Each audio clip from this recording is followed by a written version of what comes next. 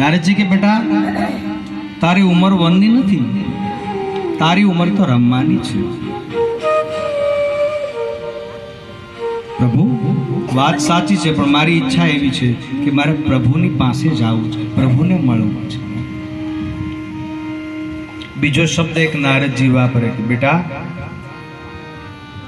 આ જંગલની અંદર તું જે બહાર નીકળ્યો છો, પહેલા તો તું એકલો છો.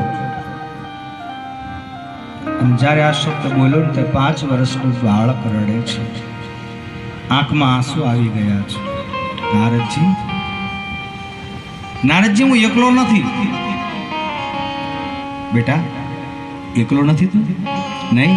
કોણ છે તારી સાથે? નારદજી નીચું, ધ્રુવજી નીચું જોઈને કહે, પ્રભુ મારી સાથે મારી માનો આશીર્વાદ છે. બેટા માનો આશીર્વાદ છે? બોલે હા. વનમાં જ જાઉં? બોલે હા. તો હવે તને હું રજા આપું છું. ધ્રુવજી પૂછે કે મારે જાવું, પણ કઈ જગ્યાએ જાવું? તપ કરવું હોય તો જગ્યા જોવે સારી. કારણ કે ધ્રુવજીને છે ને યમુના અને ગંગા બે બહુ વાલી છે.